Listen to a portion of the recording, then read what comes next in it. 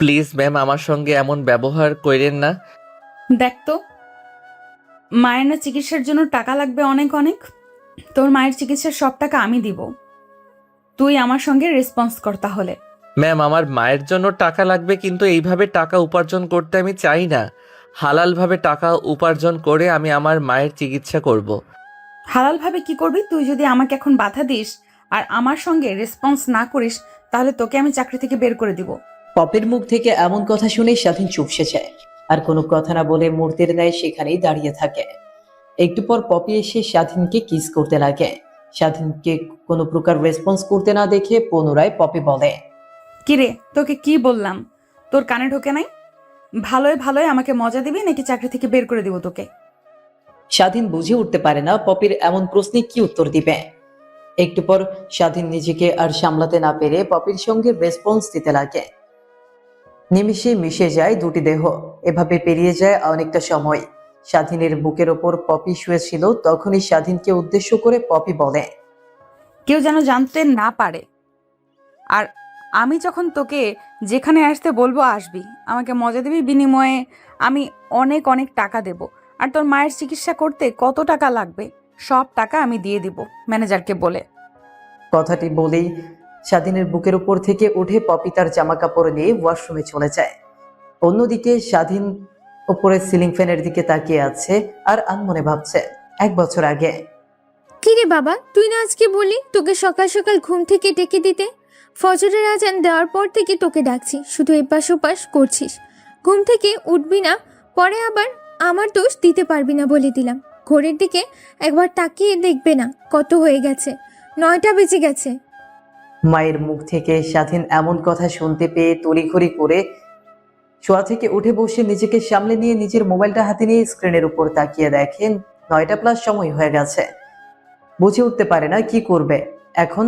এই অল্প সময়ের মধ্যে দৌড়ে ওয়াশরুমে গিয়ে মুখে পানি দিয়ে ফ্রেশ হয়ে বাইরে এসে জামা কাপড় পরে বাসা থেকে যে বের হতে যাবে, অমনি পেছন থেকে স্বাধীনের মা স্বাধীনকে বলে, কিরে বাবা, কই যাচ্ছিস তুই এত হন্তদন্ত হয়ে?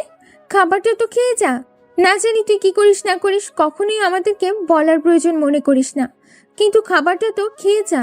সকাল সকাল বের হচ্ছিস। ভাত খাবার বাইরে থেকে নেব। এখন আমাকে পিছন থেকে ডেকো না, জলদি অফিসে যেতে হবে। অফিস মানে কিসের অফিস? তোর আবার অফিস? তুই তো কাজকর্ম কিছুই করিস না, দিনরাত শুধু বাড়িতে ঘোরাফেরা করিস আর বলছিস অফিসে যেতে হবে। মা, এখন কিছু বলতে পারবো না, বাসায় এসে তোমাকে সব কিছু খুলে বলবো। আর কোনো কথা বলতে না দিয়ে বাসা থেকে বেরিয়ে যায়। স্বাধীন বাসার বাইরে এসে দাঁড়িয়ে রিক্সার জন্য অপেক্ষা করতে লাগে। অনেকটা সময় পেরিয়ে যায়, তাও কোনো রিক্সার দেখা পায় না। কি করবে বুঝতে না পেরে রিক্সা না পেয়ে রাস্তার ধার ধরে হাঁটা শুরু করার একটু পরে সামনে এগোতেই একটা রিক্সা দেখতে পায়। তারপর রিক্সায় উঠে সোজা অফিসে চলে আসে। তারপর রিক্সাওয়ালাকে তার ভাড়া মিটিয়ে ওয়েটিং রুমে গিয়ে অপেক্ষা করতে লাগে। বুঝতে পারছেন না কি হচ্ছে এখানে? গল্পের সাথে থাকুন, ঠিকই বুঝতে পারবেন। ওয়েটিং রুমে বসে থেকে অনেকক্ষণ ধরে অপেক্ষা করতে লাগে স্বাধীন। বেশ কিছুক্ষণ অপেক্ষা করার পর একটা পিয়ন এসে স্বাধীনকে উদ্দেশ্য করে বলে, স্যার আপনাকে কেবিনে রাখে। সেখানে আর এক মুহূর্ত না বসে থেকে কেবিনের মধ্যে চলে যায়। তারপর দরজাটা হালকা খুলে অনুমতি নিয়ে রুমের মধ্যে প্রবেশ করে ডেস্কের সামনে চেয়ারটাতে বসে পড়ে। ডেস্কে থাকা বৃদ্ধ লোকটা মন দিয়ে তার কাজ করছিল। সেদিক থেকে দৃষ্টি সরিয়ে স্বাধীনের দিকে তাকিয়ে বলে, বাবা তুমি এসেছো? আমি তোমারই অপেক্ষায় ছিলাম এতক্ষণ ধরে, কখন তুমি আসবে। তা আসতে তোমার কোনো অসুবিধা হয়নি তো? না আঙ্কেল, কোনো অসুবিধা হয়নি। আর কেন দেখেছেন আপনি সেটা আগে বলেন। আসলে বাবা, কালকে তুমি না থাকলে আমি আর আজকে অফিসে আসতে পারতাম না, ইভেন্টে এই পৃথিবীতে বেঁচে থাকতে পারতাম না। তুমি নিজেও জানো না কত বড় উপকার করেছো তুমি আমার। তোমার উপকারের প্রতিদান আমি কখনো দিতে পারবো না। তা আমি জানি যে কালকে বললে চাকরি খুঁজতেছো, বেকার, তাই ভাবলাম তোমাকে আমার অফিসে একটা চাকরি দিই। তাহলে আমার অফিসে একটা ভালো এবং মনোযোগী কর্মচারী পাবো। এতে আমার কোম্পানিটা অনেক ভালোভাবে অগ্রহিত করবে। এর জন্য তোমাকে আজকে আমি অফিসে আসতে বলেছিলাম, আর আমার ভিজিটিং কার্ড তোমাকে দিয়েছিলাম। লোকটির এমন কথা শুনে স্বাধীন যেন আকাশ থেকে মাটিতে ধুপ করে পড়ে। নিজের কানকে যেন নিজেই বিশ্বাস করতে পারছে না সে। কি করবে বুঝে উঠতে পারে না স্বাধীন। স্বাধীনকে চিন্তিত থাকতে দেখে বৃদ্ধ লোকটি পুনরায় বলে, দেখো বাবা, তুমি কোনো টেনশন নিও না। তোমাকে কোম্পানি ভালো পোস্টে চাকরি দেব, আর অনেক মাইনে দেব মাসে। তোমাকে তোমাকে আমি অফিসে ম্যানেজার হিসেবে চাকরি দেব, আর মাসে তুমি বেতন পাবে 1,00,000 টাকা। বাকিটা তোমার ইচ্ছে, তুমি চাকরি করবে কি করবে না। স্বাধীন যেন লোকটির এমন কথা শুনে নিজের কানকে নিজেই বিশ্বাস করতে পারছে না। ড্যাব ড্যাব করে তাকিয়ে আছে লোকটার দিকে। হঠাৎ লোকটির এমন কথা শুনে স্বাধীনের ধ্যান ভেঙে যায়। তারপর আমতা আমতা করে বৃদ্ধ লোকটিকে উদ্দেশ্য করে বলে, পপির, আসলে আঙ্কেল কি করে যে আপনাকে বলবো আমি বুঝে উঠতে পারছি না। আপনি নিজেও জানেন না আপনি আমার কত বড় উপকার করছেন। চাকরির জন্য ঘুরপাক খাচ্ছি, এই অফিস থেকে অন্য অফিসে যাচ্ছি, প্রায় 2 বছর হবে, কিন্তু আমি কোনো চাকরি খুঁজে পাচ্ছি না। আরেকদিন যে আমি আপনাকে বাঁচিয়েছিলাম, ওই দিনও একটা কোম্পানি থেকেই ইন্টারভিউ দিয়ে আসার সময় আপনার অফিসের নাম ডাক আমি অনেক আগে শুনেছি। আমি কখনো কল্পনাও করতে পারিনি এত বড় কোম্পানির ম্যানেজার হব।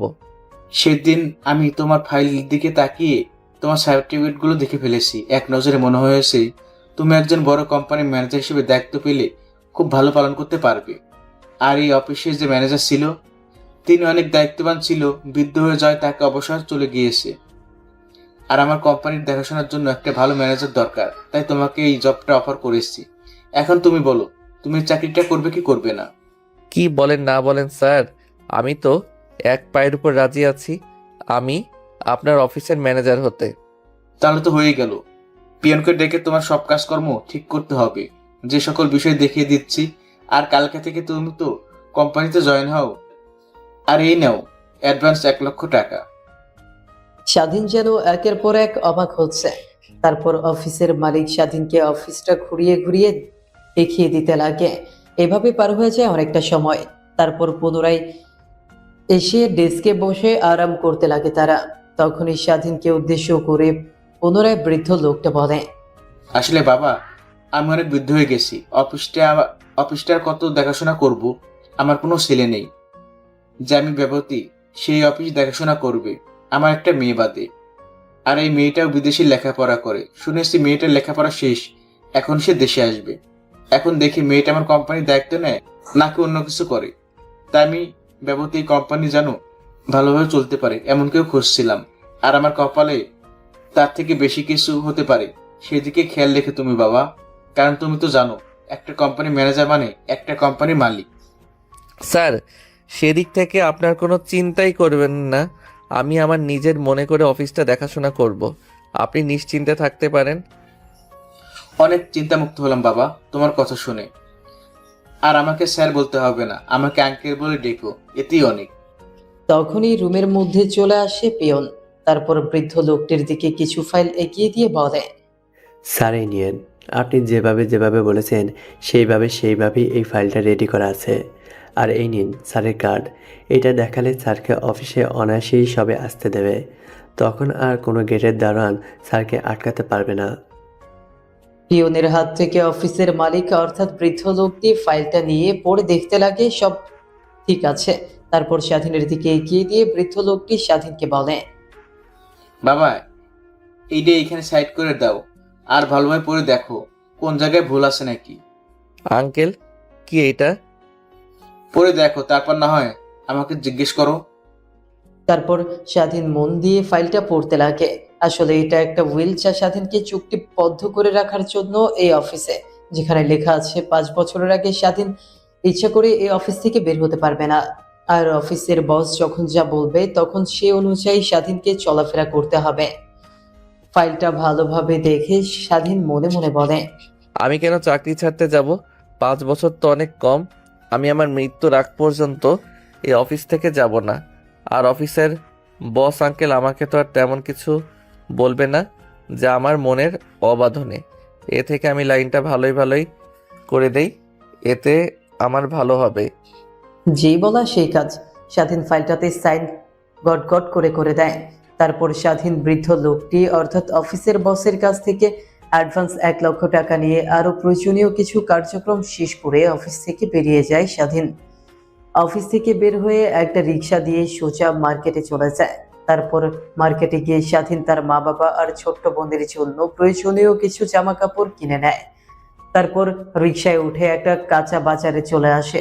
তারপর বাসার জন্য কিছু কাঁচা বাজার করে রিকশায় করে বাসায় চলে যায়। বাসার সামনে এসে রিকশা থেকে নেমে দরজায় কড়া নাড়তেই স্বাধীনের মা তড়িঘড়ি করে এসে দরজা খুলে দেয়। স্বাধীনের হাতে এত ব্যাগপত্র দেখে স্বাধীনের মাও অবাক হয়ে তার দিকে তাকিয়ে থাকে। স্বাধীন তার মাকে তার দিকে অবাক হয়ে তাকিয়ে থাকতে দেখে তার মাকে উদ্দেশ্য করে বলতে লাগে, কি হয়েছে মা? এমন ড্যাব ড্যাব করে আমার দিকে তাকিয়ে আছো কেন? না মানে তোর হাতে এত বাজার, আর বাজারগুলো কি দিয়ে করলি, আর এত টাকা পেলি কই থেকে তুই? মা, আমাদের আর দুঃখের দিন নেই, এখন সুখের দিন এসেছে। মানুষের ভাগ্য যেরকম বদলায়, আমাদেরও ভাগ্য বদলেছে। আমি একটা বড় কোম্পানির ম্যানেজার পদে চাকরি পেয়েছি। মানে কি বলছিস? তুই কিছুই বুঝতে পারছি না। তুই আর ম্যানেজারের পরে চাকরি কিভাবে, কখন? আরে মা, রুমের মধ্যে তো যেতে দাও, বিশ্রামটা আগে নিতে দাও, তারপরে না হয় তোমাকে সব কথা খুলে বলি। না, তোকে এখন বলতে হবে, না বললে তোকে রুমের মধ্যে আসতে দেব না। তুই আগে বল। আসলে মা, হয়েছে কি, কালকে তো অনেক রাত করে বাসায় ফিরলাম। তুমি তো আমাকে অনেক বকাবকি করলে, আমি তো কিছুই বললাম না তোমাকে। কিন্তু আসলে হয়েছে কি, কালকে পাশের গ্রাম থেকে ক্রিকেট খেলে আসতে আসতে অনেক রাত হয়ে যায়। আর আমাদের পাশের যে মেইন রোডটা আছে না, মেইন রোডটা পার হয়ে বাসায় আসতে যাব, অমনি দেখি মেইন রোডে একটা গাড়ি, সামনে অনেকগুলো লোক দাঁড়িয়ে আছে, পিছনে অনেকগুলো লোক পুরো গাড়িটা ঘেরাও করে ফেলেছে। তখন গাড়ি ভেতর থেকে চিৎকার চেঁচামেচি শুনতে পারি। নিজেকে আর সামলাতে না পেরে এপাশ ওপাশ তাকিয়ে কিছু একটা খুঁজি। পরে একটা লাঠি দেখতে পেয়ে লাঠিটা নিয়ে গিয়ে সেইখানে থাকা প্রত্যেকজনকে মারতে লাগে। এক এক করে সেইখানে থাকা সবাইকে মেরে মাটিতে লুটিয়ে ফেলি। তারপর গাড়ির মধ্যে থেকে একটা লোক বের হয়ে আমাকে অনেক বাহবা দেয় আর তার ভিজিটিং কার্ড আমাকে দিয়ে যায়। আর তোমাকে কালকে বলিনি, কারণ তুমি অনেক চিন্তা করবে আমাকে নিয়ে। আর আজকে আমি তার অফিসে দেখা করতে যাই, আর তিনি আমাকে তার অফিসে ম্যানেজারের পথে চাকরি অফার করে, আর আমি তাদের অফারে রাজি হয়ে যাই। স্বাধীনের মা স্বাধীনের এমন কথা শুনে অনেকটা খুশি হয়। খুশিতে বাকরুদ্ধ হয়ে স্বাধীনকে জড়িয়ে ধরে বলতে লাগে, বাবা, আমি জানতাম তো এমন কিছুই একটা করবি। তুই লোকদের বাঁচাবি আর আমি তোকে অনেক বকাবকি করতাম, নিজের ঘাড়ে নিজের দোষ তুলে নিবি বলে। কিন্তু দেখ, আজ তোর ভাগ্য বদলে দিল তোর সফলতা। দরজার সামনে দাঁড়িয়ে থাকবো, বাসার ভিতরে ঢুকতে দেবে না নাকি তুমি? অনেক ক্লান্ত হয়ে গেছি আমি, সেই দুপুর থেকে বাজার করতে করতে বিকেল হয়ে গেল, অনেক ক্লান্ত। দেখি এখন রুমে যেতে দাও। তারপর স্বাধীনের মা স্বাধীনের হাত থেকে ব্যাগপত্রগুলো নিয়ে নেয়। তারপর স্বাধীন তার রুমে গিয়ে জামা কাপড় পরিবর্তন করে টিউবওয়েল পাড়ে গিয়ে ফ্রেশ হয়ে নেয়। রুমে এসে আজ শোয়া হয়ে ফেসবুকিং করছিল, তখনই স্বাধীনের মা স্বাধীনের রুমে এসে বলে, তোর বাবা তো এখনো কোনো খোঁজ খবর হলো না। রাত 9টা বেজে গেল, এখনো তোর বাবা আসেনি। দেখ, তোর বাবা গিয়ে দেখ তোর বাবা কই রয়েছে। অনেক চিন্তা হচ্ছে আমার। মা, চিন্তা করো না, বাবা তো প্রত্যেক দিন সকালে সকালে বাসায় ফিরে, তা আজ এত দেরি হলো। থাকো, আমি গিয়ে গ্যারেজে দেখে আসি বাবা এসেছে কিনা। তারপর স্বাধীন বাড়ি থেকে বের হয়ে রিক্সার গ্যারেজে চলে যায়। গ্যারেজে গিয়ে স্বাধীনের বাবাকে দেখে গ্যারেজের মালিক একটা গাছের সঙ্গে বেঁধে রেখেছে। স্বাধীন এই দৃশ্য দেখে অনেক রেগে যায়, দৌড়ে গিয়ে গ্যারেজের মালিকের মুখে খুশি লাগিয়ে দেয়। স্বাধীনের হঠাৎ খুশি খেয়ে গ্যারেজের মালিক ছিটকে গিয়ে কিছুটা দূরে পড়ে যায়। তখন সেখানে থাকা লোকেরা এসে স্বাধীনকে আটকায়। স্বাধীন তাদেরকে ঝামটা দিয়ে ফেলে দিয়ে তার বাবার কাছে গিয়ে রশি খুলতে লাগে আর বলতে লাগে, কি হয়েছে তোমার? আর ওরা তোমাকে গাছের সঙ্গে এইভাবে বেঁধে রেখেছে কেন? আরে বাবা বলিস না, রিক্সা চালাচ্ছিলাম। বিকেলের দিকে একটা ছেলে পিছনের দিকে অনেক দূরে যেতে বলে ভাড়া নিয়ে। অনেক বেশি ভাড়া দেওয়ায় আমি আর না করিনি। অনেকটা দূরে যাওয়ার পর দেখতে পেলাম অনেকটা রাত হয়ে গেছে। ফেরার সময় পথে অনেকগুলো লোক আমাকে আটকে আমার কাছ থেকে টাকা পয়সা রিক্সা নিয়ে চলে যায়। আমি অনেক করে তাদের মানা করি, কিন্তু তারা আমাকে মেরে সেইখানে রেখে চলে যায়। আর গ্যারেজের মালিক আমার কাছ থেকে তার রিক্সায় বুঝে না পেয়ে আমাকে মারধর করে আর গাছের সঙ্গে বেঁধে রেখে যায়, আর বলে যে টাকা না দেয়া পর্যন্ত আমি নাকি তার ওইখান থেকে ছাড়া পাবো না। স্বাধীন তার বাবার কাছ থেকে উঠে দৌড়ে রিক্সার গ্যারেজের মালিকের কাছে গিয়ে মাটি থেকে কলার ধরে উঁচু করে বলে, তোর একটা গাড়ির কত দাম আমি তোকে পুষে দেব, কিন্তু তুই আমার বাবাকে মারলি কেন? আর গাছের সঙ্গে বেঁধে রেখেছিস কেন? তোর সাহস কি করে হয়? কথাটা বলে স্বাধীন গ্যারেজের মালিককে অনেক মারধর করতে লাগে। মারতে মারতে একটা পর্যায়ে গ্যারেজের মালিকের নাক মুখ দিয়ে যখন রক্ত বের হয়, তখন স্বাধীনের বাবা স্বাধীনের কাছে গিয়ে স্বাধীনকে পেছন থেকে মারতে মানা করে।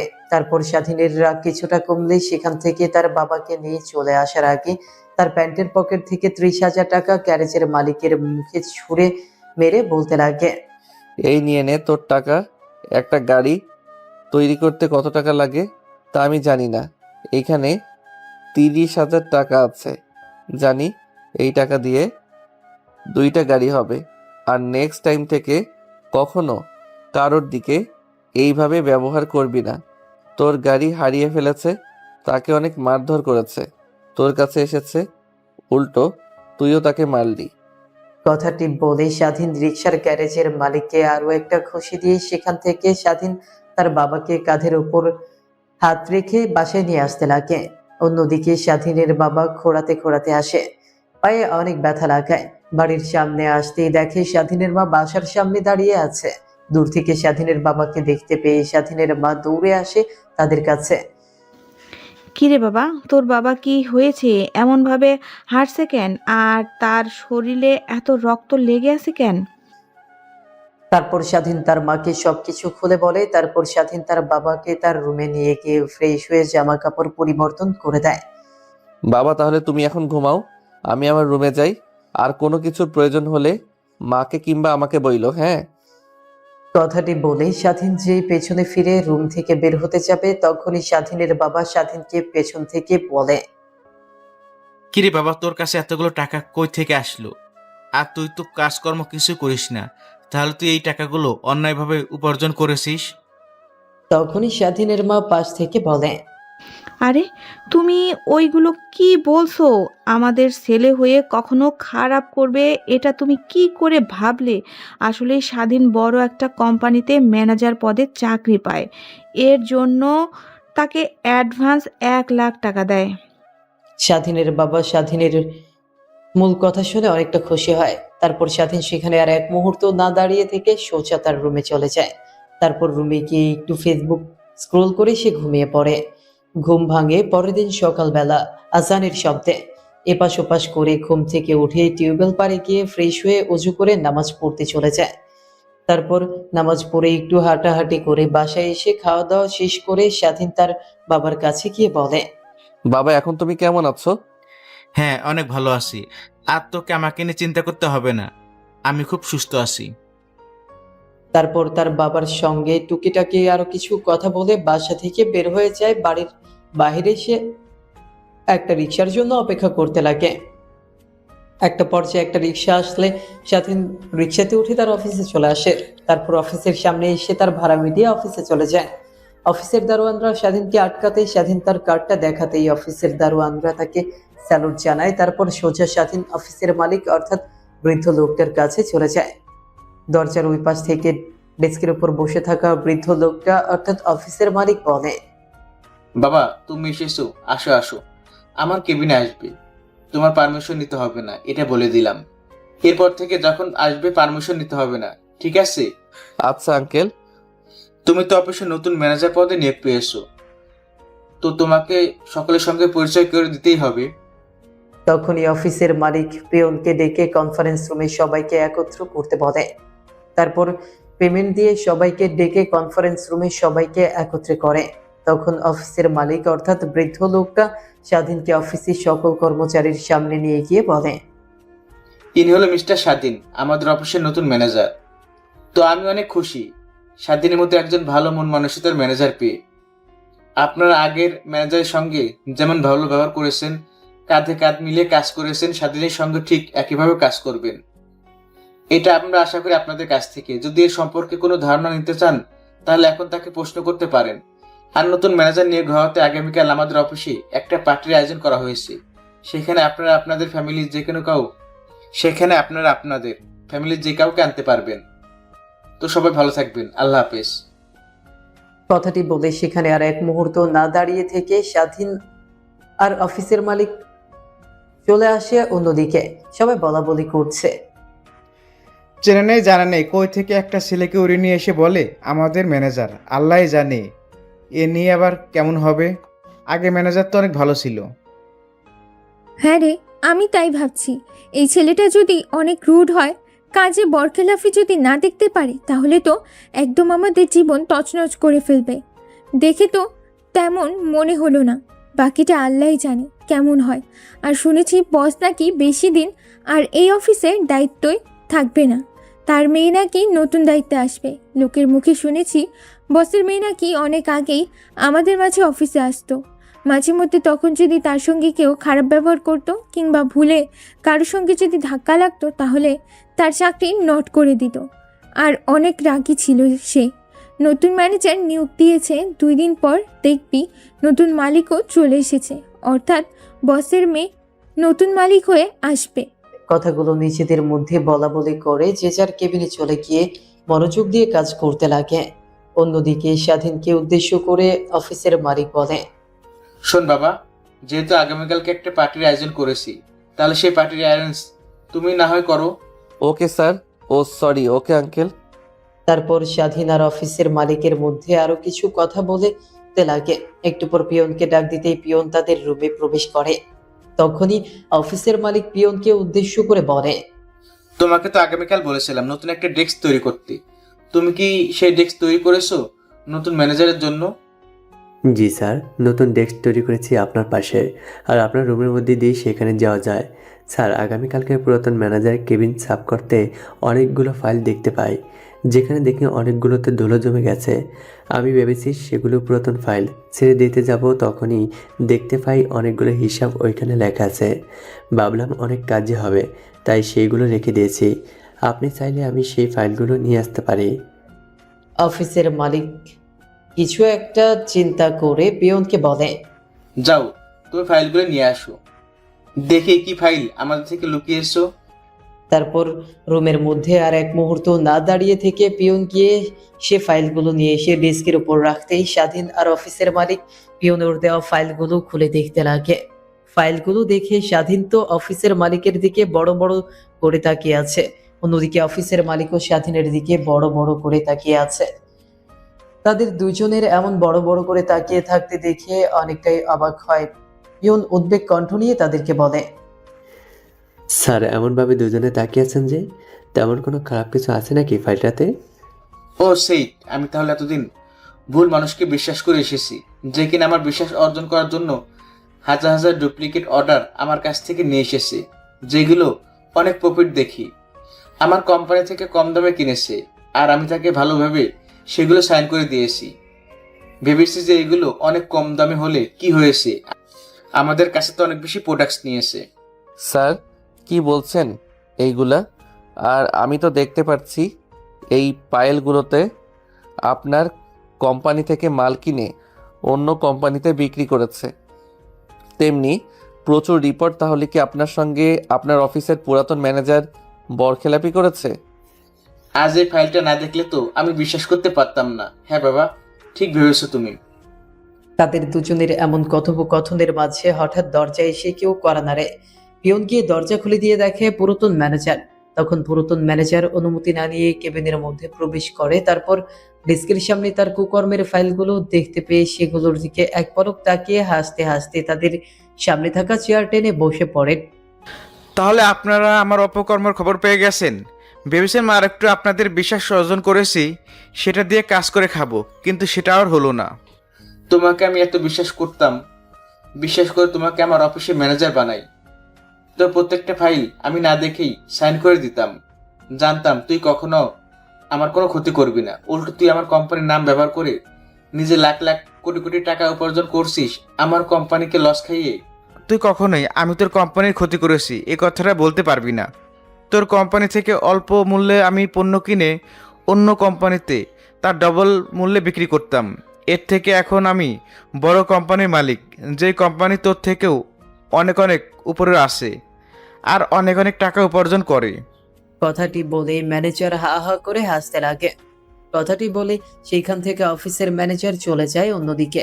অফিসের মালিকের কপালে চিন্তার ছাপ স্পষ্ট বিরাজ করে, কারণ এই অফিসের পুরো মালিক ধরতে গেলে ম্যানেজার ছিল। বড় বড় কোম্পানির সঙ্গে ডিল কনফার্ম করতো ম্যানেজার একাই। এখন সে একটা কোম্পানি দিয়েছে, সেই কোম্পানিতে এখন বড় বড় কোম্পানির ডিল ফাইনাল করবে। এখন আর তার কোম্পানিতে বেশি কেউ আর আসবে না, এই চিন্তা করতে লাগে। চিন্তা করতে করতে এক পর্যায়ে বুকে হাত দিয়ে সেখানে মাটিতে লুটিয়ে পড়ে। স্বাধীন তার চেয়ার থেকে উঠে দৌড়ে গিয়ে তাকে ধরে ফেলে। তারপর স্বাধীন তাকে ধরাধরি করে অফিস থেকে বের করে গাড়িতে করে হসপিটাল নিয়ে যায়। হাসপাতালে নিয়ে আসতেই অফিসের মালিককে হাসপাতালে ভর্তি করে দেওয়া হয়। তারপর জরুরি বিভাগে তাকে নিয়ে যাওয়া হয়। সেভাবে পেরিয়ে যায় অনেকটা সময়। প্রায় 2 ঘন্টা পর জরুরি বিভাগ থেকে একটা ডাক্তার বের হয়। স্বাধীন দৌড়ে ডাক্তারের কাছে গিয়ে বলে, ডাক্তার সাহেব, কি হয়েছে? উনার হঠাৎ করে আমাদের সঙ্গে কথা বলতে বলতে এমন অবস্থা হলো কেন? আসলে তিনি হার্ট অ্যাটাক করেছিল। এমন কোনো কথা শুনেছে যা নিজের কানে কে বিশ্বাস করতে পারেনি, তাই হার্ট অ্যাটাক করেছে।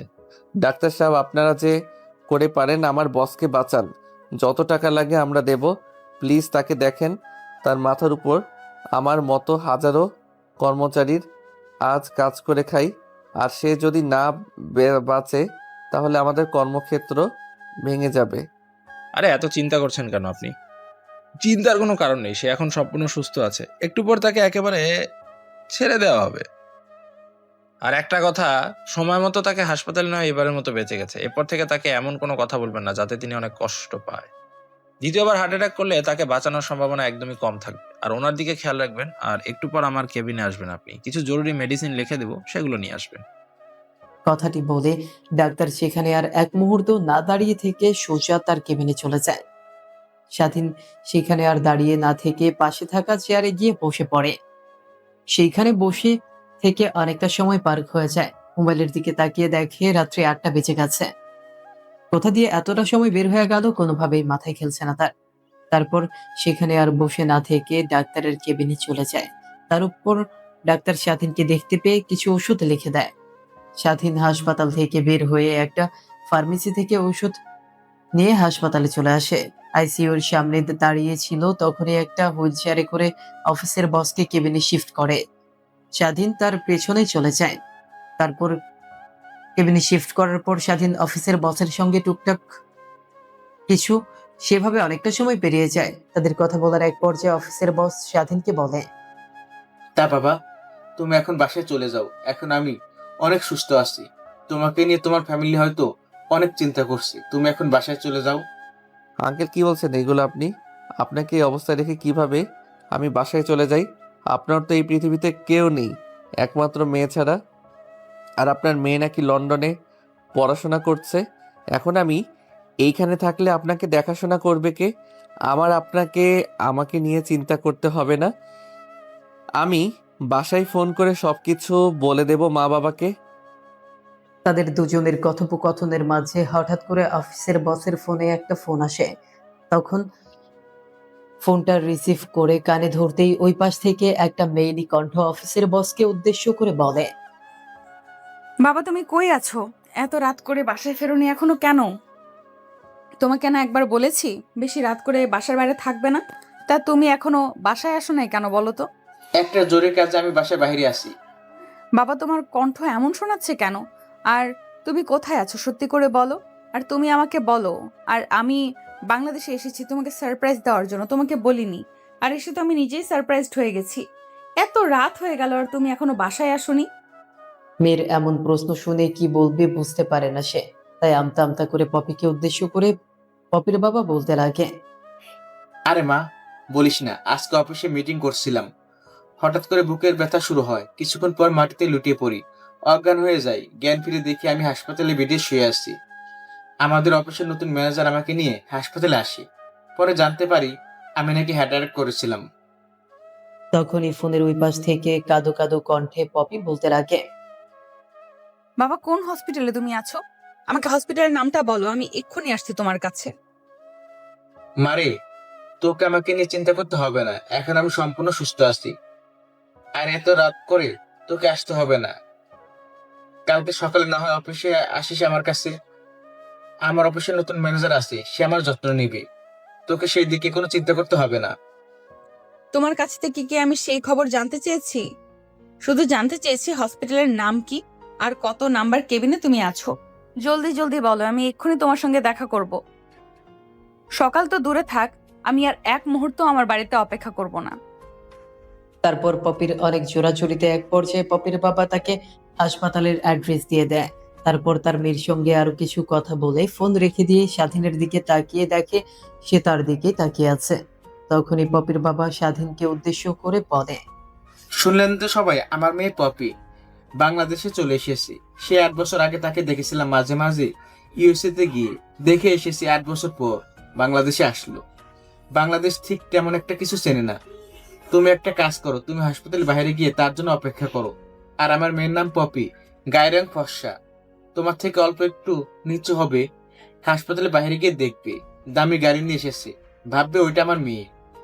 যাও এখন বাইরে গিয়ে অপেক্ষা করো প্লিজ, আমার মেয়ের জন্য। পরে দেখবে আমার পপি মা আমার কেবিন চিনতে পারবে না। আর এত রাত করে আসাটা রিস্ক। নানান ভাবে মানা করলাম, কিন্তু কে শোনে কার কথা? আমার অসুস্থতার কথা শুনে সে পাগল হয়ে গেছে। আর হাসপাতালে আসতে রাত হয়ে গেল। অনেক খারাপ খারাপ লোকের অগ্রসর হয়। তুমি প্লিজ গিয়ে আমার মেয়েকে নিয়ে আসো। আঙ্কেল, আপনাকে চিন্তা করতে হবে না, আমি এখনই যাচ্ছি আর পপি ম্যাডামের জন্য অপেক্ষা করছি। কথাটি বলে স্বাধীন কেবিনের মধ্যে আর অপেক্ষা না করে হাসপাতালের বাইরে চলে আসে। অনেকক্ষণ অপেক্ষা করার পর একটা কালো মার্সিডিজ গাড়ি এসে হাসপাতালের সামনে ব্রেক করে। তখনই স্বাধীন বুঝতে পারে এটাই বসের মেয়ে অর্থাৎ পপি ম্যামের গাড়ি। তারপর সেই দিকে একটু এগিয়ে যায়। তারপর গাড়ির মধ্য থেকে একটা মেয়ে বের হতেই স্বাধীন তার দিকে অবাক হয়ে তাকিয়ে আছে। একটু পর মেয়েটি তার গাড়ি থেকে নেমে ড্রাইভারকে কিছু একটা বলে হাসপাতালের মধ্যে প্রবেশ করতে যাবে। হঠাৎ হাসপাতালে গেটের সামনে স্বাধীনকে দেখতে পেয়ে পপি অবাক হয়ে স্বাধীনের দিকে কিছুক্ষণ তাকিয়ে থাকে। তারপর সেদিকে তেমন একটা ভ্রুক্ষেপ না দিয়ে স্বাধীনকে পাশ থেকে আসতে যাবে। তখনই স্বাধীন পপিকে উদ্দেশ্য করে বলে, ম্যাম, আপনার নাম কি পপি? হঠাৎ কারো এমন প্রশ্ন শুনতে পেয়ে পপি পেছনের দিকে তাকিয়ে দেখে স্বাধীন তাকে প্রশ্ন করেছে। স্বাধীনের এমন প্রশ্নে কি জবাব দিবে পপি বুঝে উঠতে পারে না। আমতা আমতা করে বলে, হ্যাঁ, আমার নাম পপি। ও আচ্ছা, তাহলে আপনার বাবার কি হার্ট অ্যাটাক করে এই হসপিটালে ভর্তি হয়ে আছে, তাকে দেখার জন্য এসেছেন তাই না? স্বাধীনের এমন প্রশ্ন শুনে পপি স্বাধীনের দিকে বড় বড় দৃষ্টি করে তাকিয়ে আছে। তারপর স্বাধীন পপিকে এমন ভাবে তাকিয়ে থাকা দেখে হালকা শুকনো কাশি দিতেই পপি মাথা দিয়ে হ্যাঁ বোঝায়। তাহলে কোনো প্রশ্ন না করে আমার পিছে পিছে আসুন, বাকিটা না হয় আমার পিছু পিছু আসলেই বুঝতে পারবেন। স্বাধীনের মুখ থেকে আপনি ডাকটা পপি কেমন যেন লাগলো। তারপর স্বাধীনকে আর কোনো কথা বলতে না দিয়ে স্বাধীনের পিছু পিছু পপি আসতে লাগে। তখনই পপি শুকনো একটা কাশি দিয়ে স্বাধীনকে বলে, কেমন আছো তুমি? নিশ্চয়ই অনেক ভালো আছো। ভালো থাকবে না কেন? নিজের পছন্দের মানুষকে এখন হয়তো বা বিয়ে করে নিয়েছো। পপির এমন কথা শুনে স্বাধীন মুচকি একটা হাসি দেয়। স্বাধীনের হাসি দেখে পপি পুনরায় স্বাধীনকে বলে, আমি হাসার কি বললাম দেখো, ভাগ্যের কি নির্মম পরিহাস। যার জন্য 8 বছর ধরে আমি বিদেশে পাড়ি জমাচ্ছি, চাচ্ছিলাম না তার সঙ্গে আমার এই জীবনেও আর কখনো দেখা হোক। আজকে 8 বছর পর বিদেশ থেকে এসে তার সঙ্গে সর্বপ্রথম দেখা হলো। বাই দ্য ওয়ে, তুমি আমার বাবাকে কি করে চেনো আর আমাকেই বা কি করে চিনলে? ম্যাম, আপনি এখন আমার বসের মেয়ে। এই সম্পর্কের বাইরে আপনার সঙ্গে আমার আর কোনো সম্পর্ক নেই। এই সম্পর্কটা থাকলেই আমি অনেক ভালো থাকবো। আরেকটা কথা বলি, আমি কাউকে চিট করিনি আর আমি কাউকে ঠকাইনি। ভাগ্যের কাছে আমি নিজে ঠকে গিয়েছিলাম। আর হ্যাঁ, আমি এখনো অবিবাহিত। তারপর তারা দুজন কথা বলতে বলতে একটা সময় কেবিনের সামনে চলে আসে। তারপর তারা দুজন নীরব হয়ে কেবিনের মধ্যে প্রবেশ করে। তখনই পপি গিয়ে অফিসের বস অর্থাৎ তার বাবার কাছে গিয়ে কেবিনের পাশে থাকা চেয়ারটা টেনে বসে। পপি তার বাবাকে উদ্দেশ্য করে বলে, বাবা হঠাৎ করে হার্ট অ্যাটাক করলো কি করে? আমি তোমাকে সারপ্রাইজ দিতে এসে আমি নিজেই সারপ্রাইজড হয়ে গেছি জানো। মা, তুই হঠাৎ করে বাংলাদেশে আসলি, কিছু মাস পর না তোর এক্সাম? তাহলে হঠাৎ করে বাংলাদেশে আসলি কেন? কোনো কি কাজের জন্য তুই বাংলাদেশে এসেছিস? না বাবা, কোনো কাজ নেই। তোমাকে সারপ্রাইজ দেওয়ার জন্য আমি তোমাকে সত্যি কথা বলিনি। আমার পরীক্ষা কালকেই শেষ হয়ে গেছে, আর আগে থেকেই টিকিট কেটে রেখে দিয়েছিলাম। পরীক্ষা দেওয়ার পর আর একদিন বিদেশের মাটিতে না থেকে সোজা বাসায় চলে আসি তোমাকে সারপ্রাইজ দিব বলে। আর দেখো, এসে দেখি তুমি কিনা হার্ট অ্যাটাক করে হসপিটালে ভর্তি আছো। তারপর পপি আর পপির বাবা দুজন মিলে অনেক কথা বলতে লাগে। অন্যদিকে স্বাধীন সেখানে দাঁড়িয়ে থেকে পপি আর পপির বাবার দুজনের কথোপকথন শুনছিল। হঠাৎ পপি তার বাবাকে উদ্দেশ্য করে স্বাধীনকে দেখিয়ে দিয়ে বলে, বাবা, এই ছেলেটিকে দেখছি বাহিরে আমার জন্য অপেক্ষা করছিল, কিছুই বললো না। জিজ্ঞেস করলাম কে তুমি, বললো যে রুমের মধ্যে যান, তাহলেই জানতে পারবেন। আসলে মা, আমার আগের ম্যানেজার অনেক বয়স্ক হয়ে যায়। সে তার ম্যানেজার পদ থেকে রিজাইন নিয়ে চলে গিয়েছে। তারপর একটা বিশ্বস্ত লোক খুঁজছিলাম, হঠাৎ স্বাধীনের সঙ্গে পরিচয়। আমরা ছেলেটার সম্পর্কে অনেক জেনে শুনে বুঝতে পারি ছেলেটা অনেক ভালো আর অনেক শখ। তাকে আমার ম্যানেজার পদে রাখি। আর জানিস মা, আমি হার্ট অ্যাটাক করে এইখানে শুয়ে আছি একমাত্র আমার আগের ম্যানেজারের কারণে। আমার বিশ্বাস নিয়ে আগের ম্যানেজার খেলা করেছে, আমাকে অনেক অনেক ডিল দেখিয়ে আমার কোম্পানি থেকে অল্প টাকা দিয়ে পণ্য কিনে ওই ম্যানেজার বেশি টাকা দিয়ে পণ্য বিক্রি করত। সে থেকে এখন সে অনেক বড় একটা কোম্পানি মালিক হয়ে গেছে। সে তাকে অনেক বিশ্বাস করে আমার অফিসে বড় কোটি কোটি টাকা ক্ষতি করে দিল। আমার তো বড় বড় কোম্পানির সঙ্গে তার সাক্ষাৎ ছিল। কখনো ভাবতাম না এমন একটা দিন দেখতে হবে তার কোম্পানি খোলায় আর তাদের সঙ্গে ভালো ব্যবহার করা। এখন আমার কোম্পানি তারা ডিল না করে দেখা যাবে ওই ম্যানেজারের কোম্পানিতে এখন তারা ডিল কনফার্ম করছে আর আমার কোম্পানিটা পথে বসে যাবে।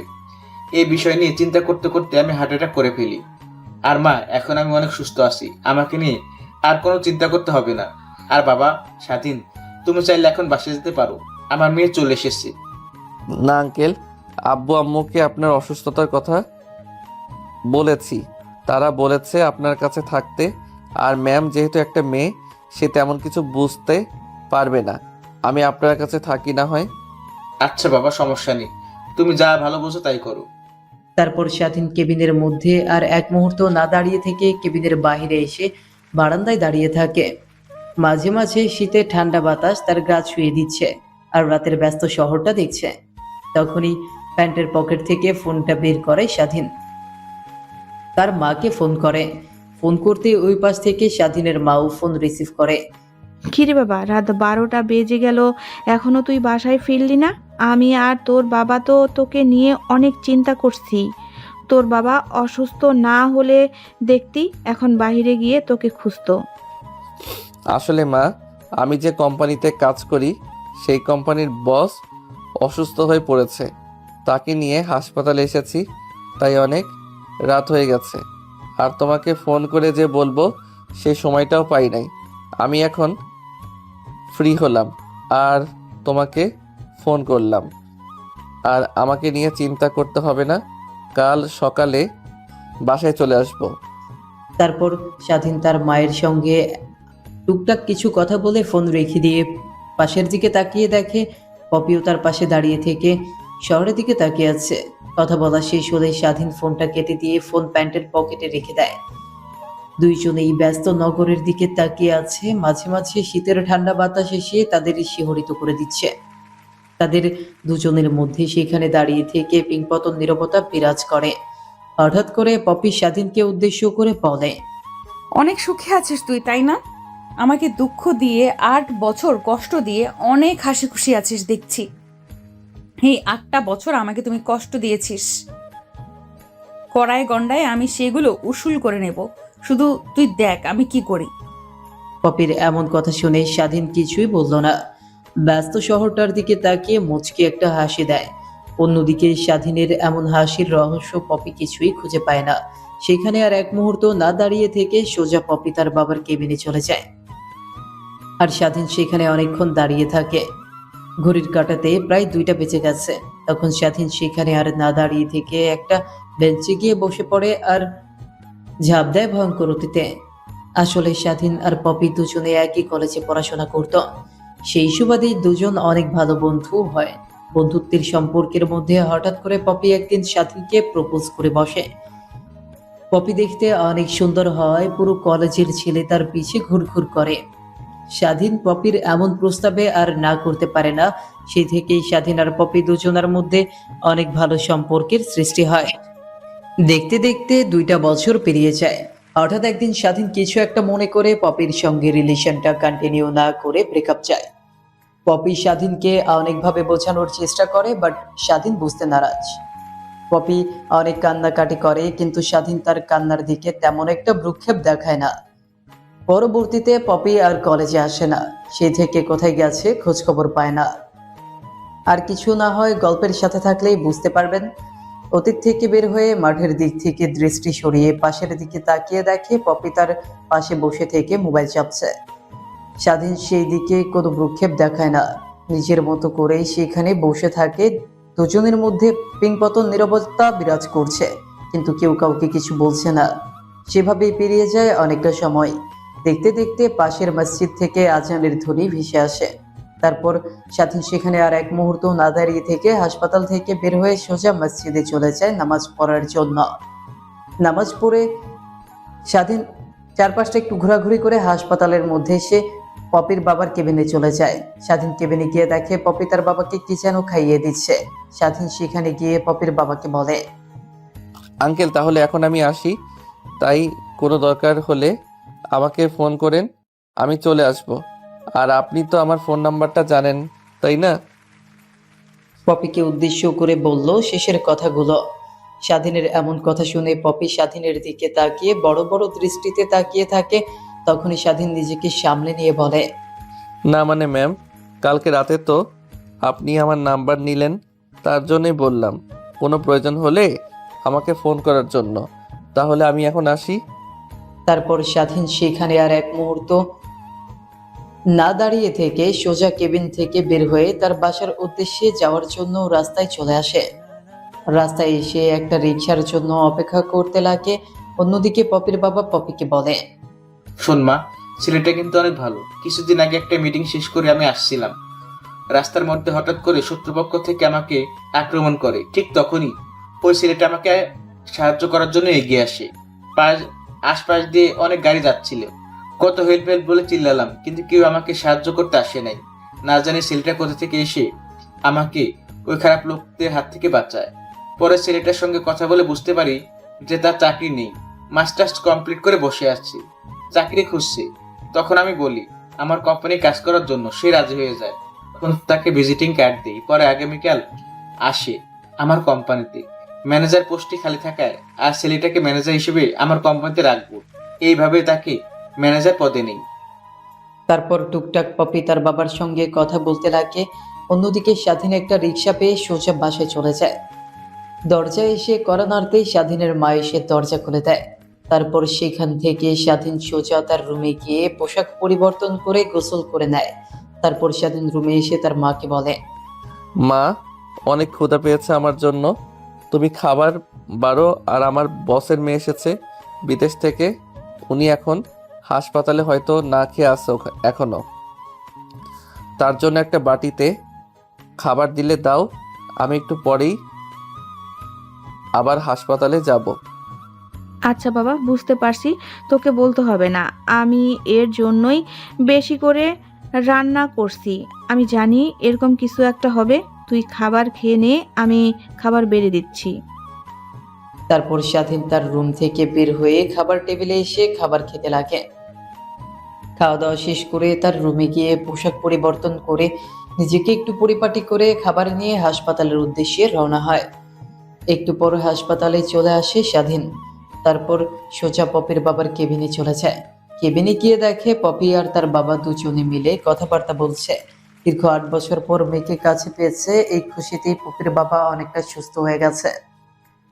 তখনই স্বাধীন দরজা দিয়ে ঘরের ভেতর প্রবেশ করে টেবিলের উপর খাবারের বাটিটা রেখে পপিকে উদ্দেশ্য করে বলে, ম্যাম, সেই কালকে রাত থেকে না খেয়ে আছেন, তাই মাকে আপনার কথা বলতেই মা আপনার জন্য খাবার দিয়েছে, এইগুলো খেয়ে নেন। তারপর পপি টেবিলের উপর থেকে খাবারের বাটিটা নিয়ে খেতে লাগে। স্বাধীন রুম থেকে বের হয়ে একটা দোকান থেকে পানির বোতল নিয়ে আসে। তারপর সোজা কেবিনে চলে আসে। তারপর পানির বোতলটা পপির দিকে এগিয়ে দিতেই পানির বোতলটা নিয়ে নেয় সে। তারপর একটা চেয়ার ঠেলে বসে পড়ে। তখনই পপির বাবা স্বাধীনকে উদ্দেশ্য করে বলতে লাগে, বাবা, এখন অনেকটা সুস্থ হয়ে গেছি। আর আমার মেয়ে এসেছে, তাতে অনেক সুস্থ হয়ে গেছি। তুমি একটা কাজ করো, ডাক্তারের সাথে কথা বলে দেখো আমাকে তারা কখন রিলিজ করবে। জানি হয়তো বা আরো 2-1 দিন থাকতে বলবে, বাট এখন আমি অনেকটা সুস্থ, চাইলে বাসায় যেতে পারবো, কোনো সমস্যা হবে না আমার। তারপর স্বাধীন কেবিন থেকে বের হয়ে ডাক্তারের কাছে চলে যায় রিলিজ নেওয়ার জন্য। তারপর ডাক্তারের সঙ্গে টুকিটাকি কিছু কথাবার্তা বলে রিলিজ করার জন্য। তারপর ডাক্তার কিছু ওষুধ লিখে দিলে স্বাধীন কেবিন থেকে বেরিয়ে আসে। তারপর কাউন্টারে গিয়ে বিল মিটিয়ে পপির বাবাকে নিয়ে গাড়ি করে বাসায় চলে আসে।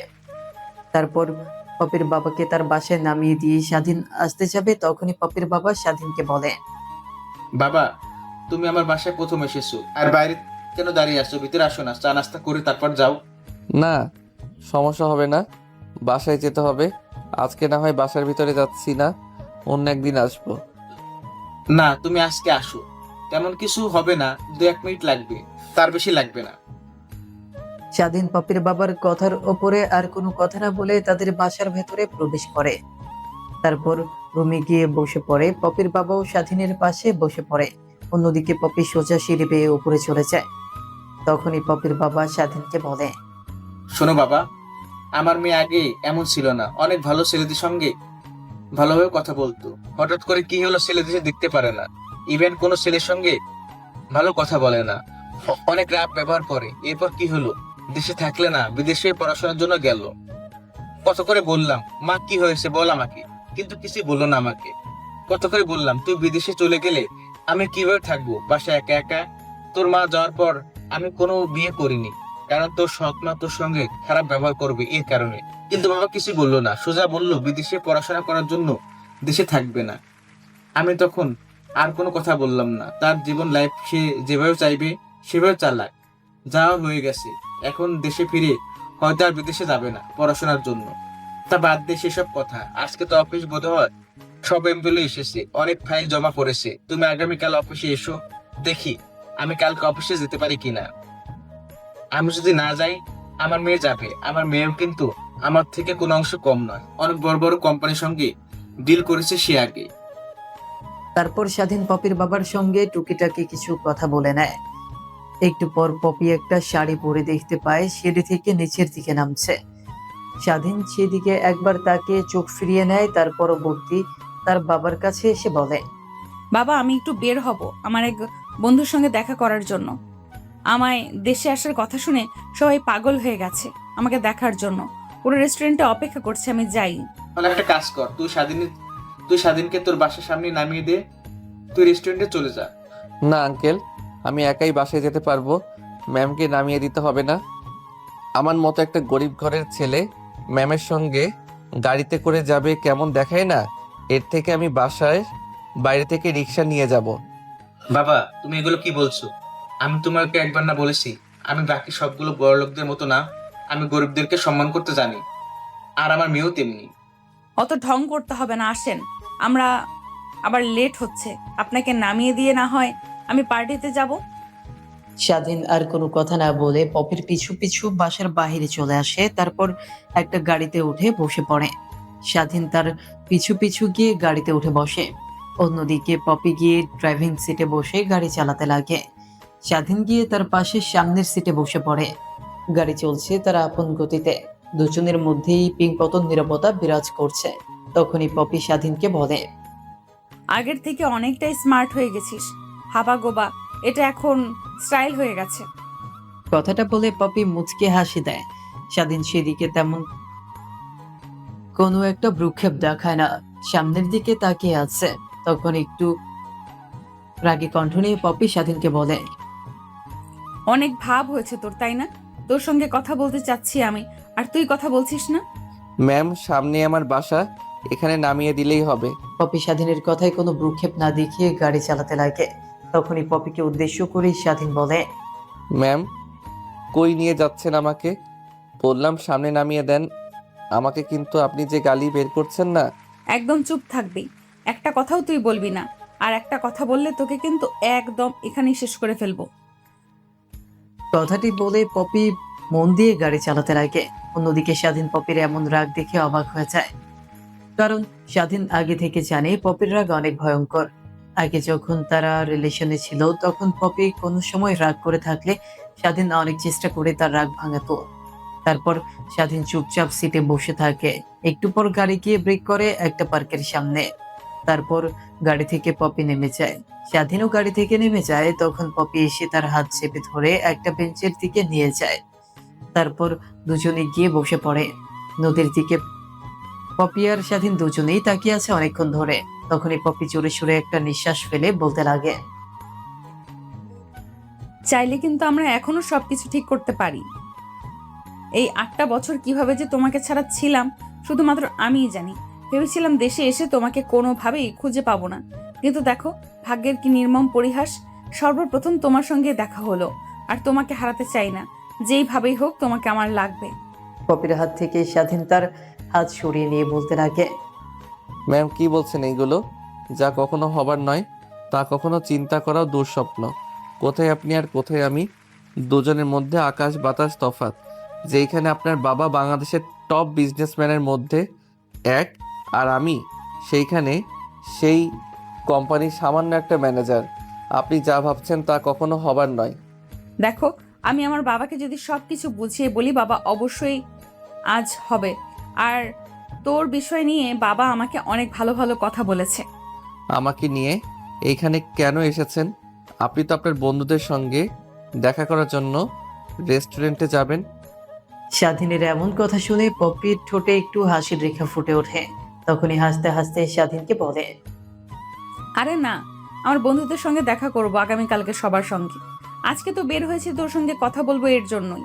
আমি জানতাম যে আমি বাসার বাইরে বের হতে গেলে বাবা বলবে তোকে তোর বাসায় নামিয়ে দেই যেন, আর তখনই তো তোকে নিয়ে এইখানে আসবো, এটাই কল্পনা করছিলাম। আর এই জায়গাটা যেটা, এটা কিন্তু আমাদের সেই ফেভারিট জায়গা, যেখানে আমরা প্রায় সময়ই এসে বসে থাকতাম, ঘন্টার পর ঘন্টা এখানে পার করতাম। কিন্তু দেখ, আজ হয়তো বা আমরা এখানে নেই, কিন্তু জায়গাটা তো আগের মতোই আছে। ম্যাম, আপনি প্রয়োজনের কিছু কথা বললে আমাকে বলতে পারেন, না হলে আমি আসি। আমার বাসায় অনেক কাজ আছে। না, তেমন কোনো প্রয়োজন নাই তোকে এখন এই কথাগুলো বলার জন্য এখানে নিয়ে এসেছি। পপির কথা শেষ হতে না হতেই স্বাধীন সেখানে আর এক মুহূর্ত বসে না থেকে উঠে পার্ক থেকে বের হতে যায়। পপি সেই দিকে এক পলক তাকিয়ে থেকে মাঠের দিকে তাকিয়ে আছে। তারপর পপি সেখানে অনেকক্ষণ বসে থাকে। একটু পর পার্ক থেকে উঠে গাড়ি নিয়ে সোজা বাসায় চলে যায়। অন্যদিকে স্বাধীনও পার্ক থেকে এসে বাসায় এসে ফ্রেশ হয়ে খাওয়া দাওয়া করে তার রুমে গিয়ে ঘুমিয়ে পড়ে। পরের দিন সকালবেলা স্বাধীন ঘুম থেকে উঠে নামাজ পড়ে একটু হাঁটাহাঁটি করে বাসায় চলে যায়। বাবা, দিন দিন তোর বাবার অবস্থা কেমন যেন হয়ে যাচ্ছে। মাথায় নাকি প্রচন্ড পরিমাণে ব্যথা করতেছে। তার কালকে রাতে আমাকে বলল। বুঝতে পারছি না কি হয়েছে তোর বাবার। দেখি, এই মাসে তো অ্যাডভান্স টাকা নিয়ে নেওয়া হয়েছে, তাহলে আগের মাসের বেতন পেয়ে আব্বুকে না হয় হাসপাতালে নিয়ে যাব চিকিৎসা করানোর জন্য। তারপর স্বাধীন তার মার সঙ্গে টুকটাক কিছু কথা বলে খাওয়া দাওয়া শেষ করে অফিসের উদ্দেশ্যে বের হয়ে পড়ে বাসা থেকে। বাসার বাইরে এসে একটা রিক্সার জন্য অপেক্ষা করতে লাগে। তারপর রিক্সা পেলে সোজা অফিসে চলে যায়। রিক্সাওয়ালাকে তার ভাড়া মিটিয়ে সোজা স্বাধীন তার রেখে দেওয়া টেবিলে গিয়ে বসে পড়ে। তারপর স্বাধীন তার ডেস্কের উপরে থাকা ফাইলগুলো দেখতে লাগে মনোযোগ দিয়ে। ফাইলগুলো দেখছিল, তখনই কেবিনের মধ্যে পিয়ন এসে বলে, স্যার, আপনাকে আমাদের নতুন বস ডাকছে। স্বাধীন পিয়নের এমন কথায় আগামাথা কিছুই বুঝতে পারে না। তারপর তার কেবিন থেকে উঠে সোজা অফিসের বসের কেবিনে চলে যায় স্বাধীন। অনুমতি না নিয়ে কেবিনের মধ্যে প্রবেশ করতেই দেখে পপি তার শাড়ির কুচি ঠিক করছিল। দরজা খুলে হঠাৎ এমন দৃশ্য দেখে অবাক হয়ে যায়। সেদিকে এক পলক তাকে কেবিন থেকে বের হতে যাবে, তখনই পপি স্বাধীনকে বলে, ভেতরে যেহেতু চলে এসেছিস আর সব দেখে ফেলেছিস, সাধুর মতো এখন আর কেবিন থেকে বের হতে হবে না। না মানে ma'am, I am extremely sorry.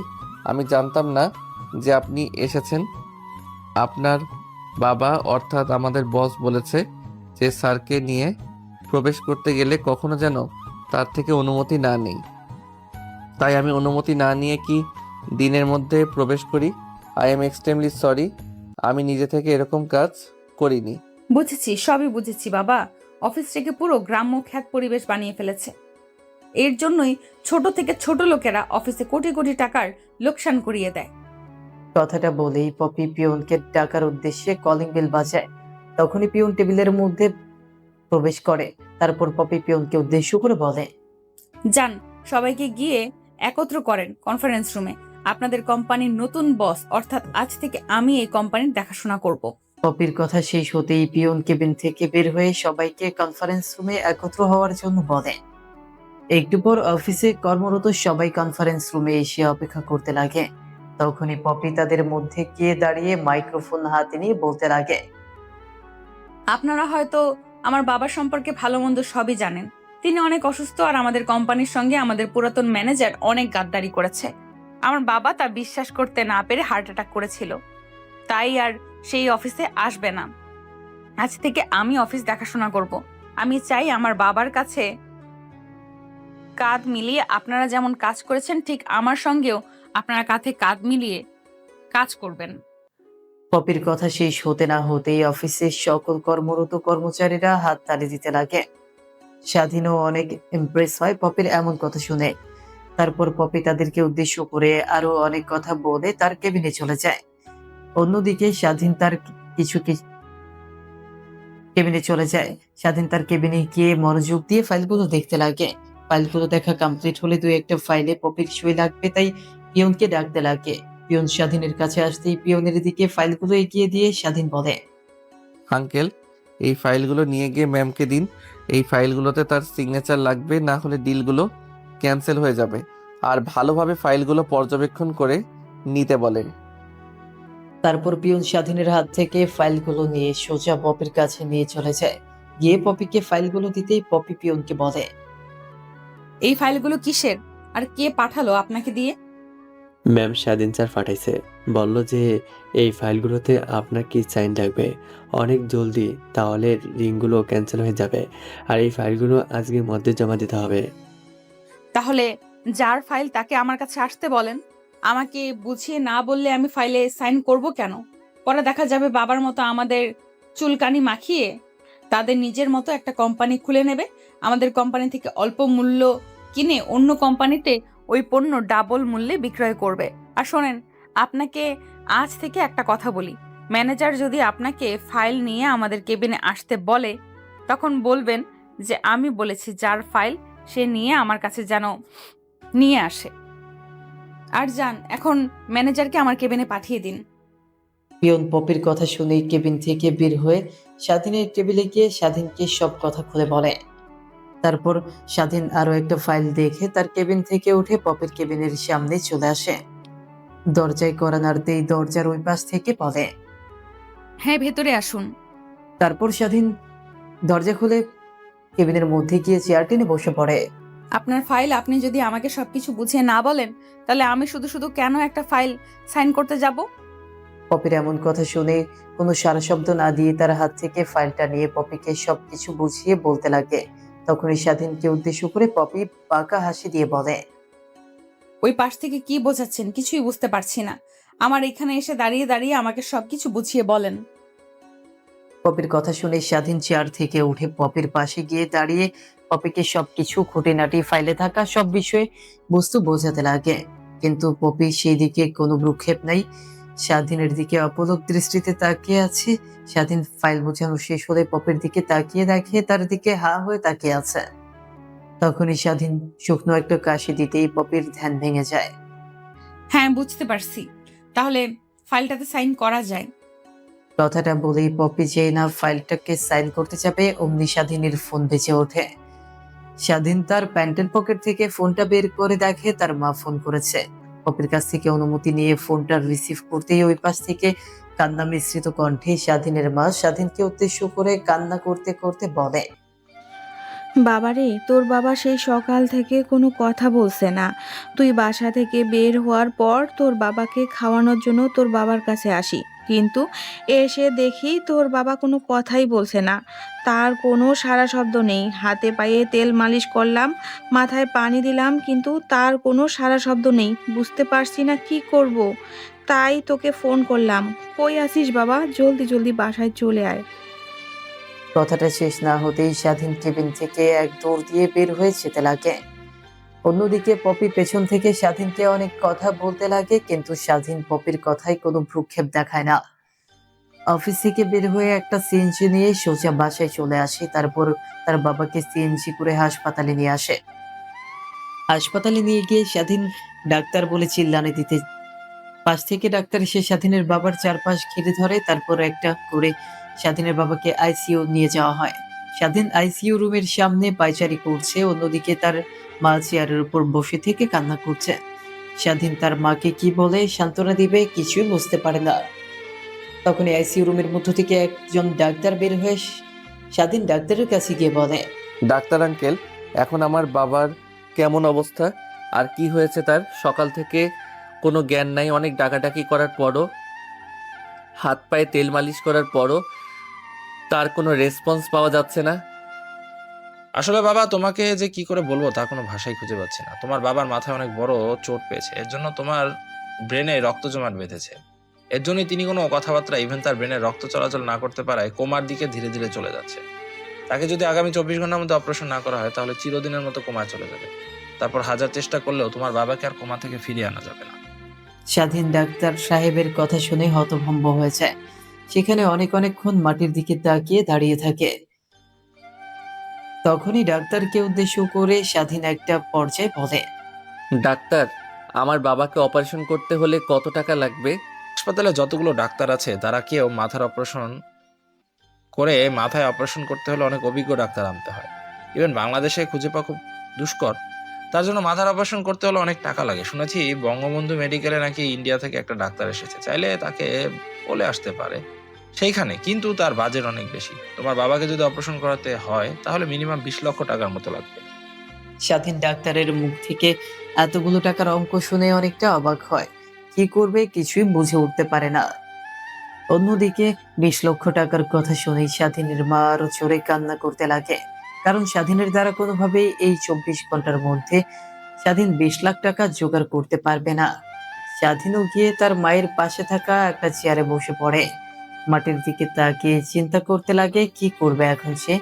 তখনই স্বাধীন তার মাথায় কিছু একটা চিন্তা বিরাজ করে, তারপর তার প্যান্টের পকেট থেকে ফোনটা বের করে পপির বাবাকে ফোন করতে লাগে, কিন্তু ওই পাশ থেকে ফোনটা বারবারই বন্ধ দেখাচ্ছে। কি করবে বুঝতে পারে না। তখন হাসপাতালের বাইরে এসে একটা রিক্সা নিয়ে সোজা অফিস চলে যায়। অফিসের সামনে গিয়ে রিক্সাওয়ালাকে তার ভাড়া মিটিয়ে সোজা পপির কেবিনে চলে যায় স্বাধীন। স্বাধীনকে পপি তার কেবিনে দেখে আর তার চোখে অশ্রু দেখে পপি অনেকটা অবাক হয়। তখন স্বাধীনকে উদ্দেশ্য করে পপি উদ্বেগ কণ্ঠ নিয়ে বলে, কি হয়েছে তোমার? তোমার চোখে পানি? আর তোমাকে তখন পেছন থেকে কত করে বললাম, কিন্তু তুমি ফোন পাওয়ার পর থেকে দৌড়ে অফিস থেকে বের হয়ে গেলে।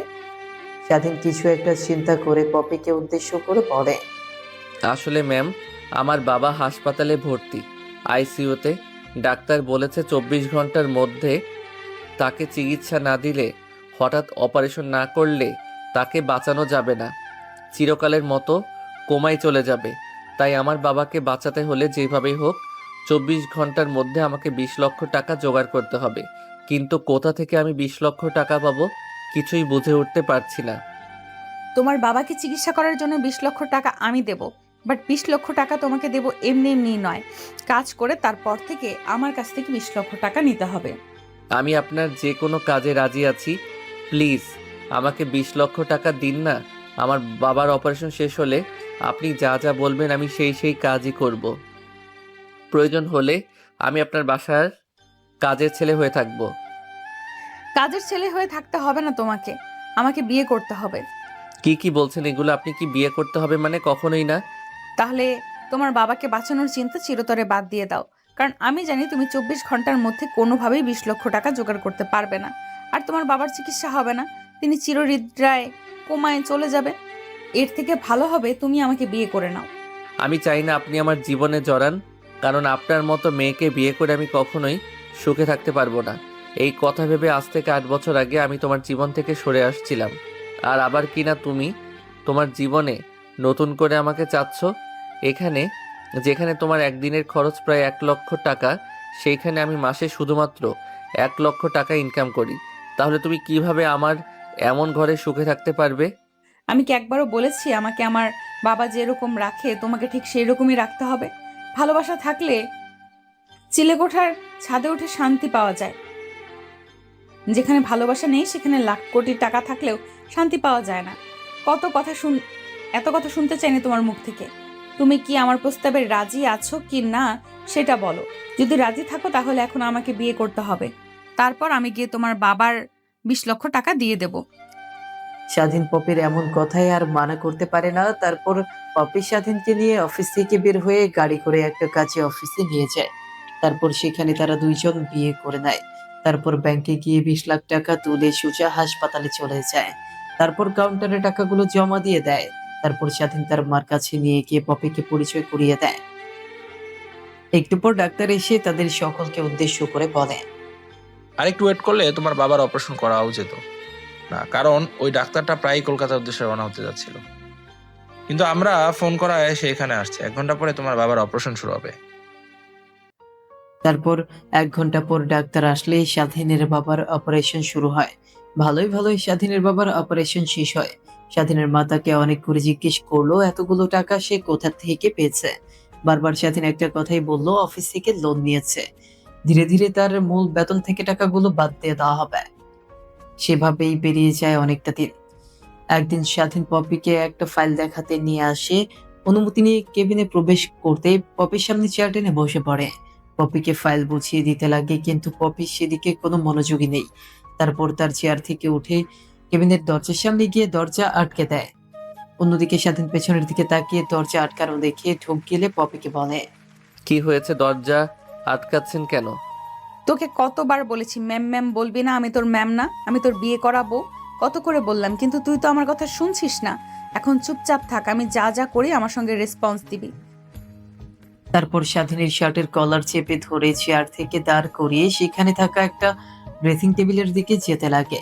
ড্রেসিং টেবিলের সামনে গিয়ে একটা সুইচে চাপ দিতেই ড্রেসিং টেবিলটা সরে গিয়ে একটা দরজা চলে আসে। স্বাধীন তো দেখে অবাক হয়ে তাকিয়ে আছে। তারপর দরজাটা ঠেলে রুমের মধ্যে প্রবেশ করতেই দেখে একটা সুন্দর বেডরুম। একটা রুমে যাবতীয় যা যা দরকার তা তা আছে। সেই রুমের মধ্যে ওয়াশরুম থেকে শুরু করে সবকিছুই। তারপর পপি স্বাধীনকে নিয়ে সেই রুমের মধ্যে ঢুকে পড়ে, বাইরে থেকে দরজা লাগিয়ে দেয়। তারপর খাটের সামনে গিয়ে ধাক্কা দিয়ে খাটের উপর শুইয়ে দেয়।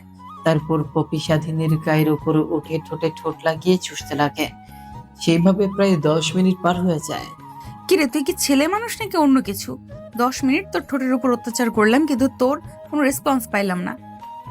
তারপর স্বাধীন পপিকে অনেকবার মানা করতে লাগে, কিন্তু পপি তার কোনো কথা শুনে না। বারবার স্বাধীনকে তার পৌরুষত্ব নিয়ে কথা তুলতে লাগে। পপির এমন কথা শুনে স্বাধীনের অনেকটা খারাপ লাগে। তারপর স্বাধীন তার গায়ের উপর থেকে পপিকে টান দিয়ে সরিয়ে খাটের উপর শুইয়ে দিয়ে পপির গায়ের উপর উঠে পুরো শরীরে কিস করতে লাগে। পপি ঠিক এমন একটা মুহূর্তের জন্যই অপেক্ষা করছিল। ধীরে ধীরে তারা দুজন হারিয়ে যায় এক ভালোবাসার অপরূপ সময়ের মধ্যে। এবার বর্তমান।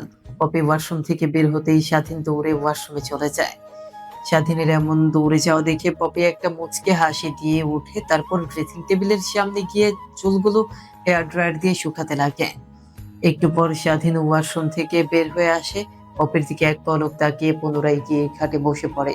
তখনই পপিকে উদ্দেশ্য করে বলে, এইভাবে অফিসের মধ্যে সংসার করলে তাহলে আর অফিস থাকবে না।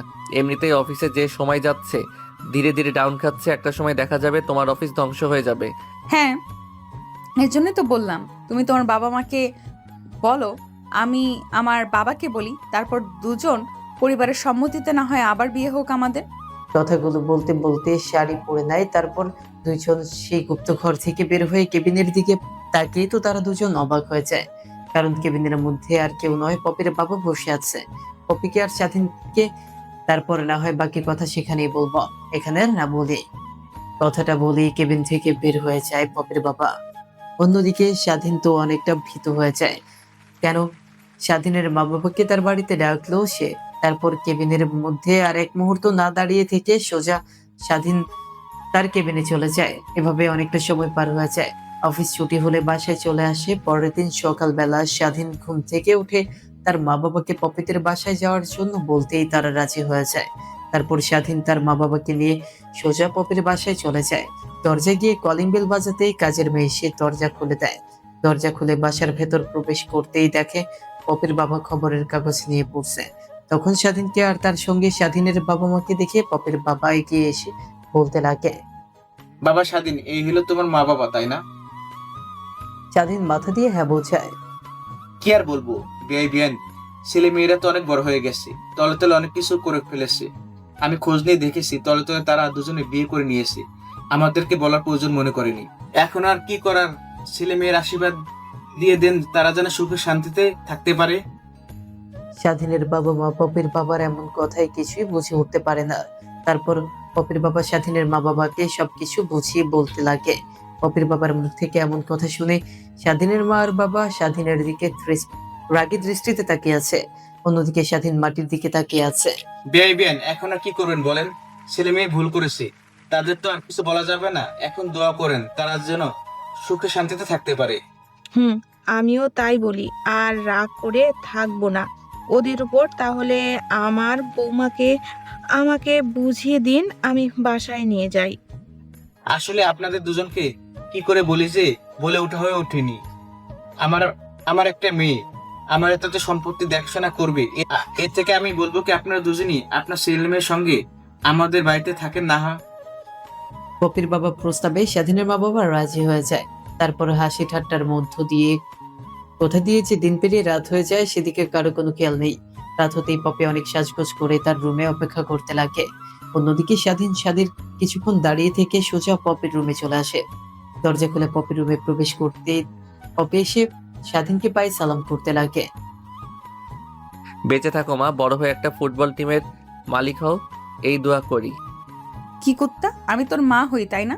দাঁড়া দাঁড়া বলছি, দাঁড়া। কথা বলতে বলতে স্বাধীনের পিছু পিছু ধাওয়া করছিল পপি। হঠাৎ পা স্লিপ কেটে খাটে শুয়ে পড়ে।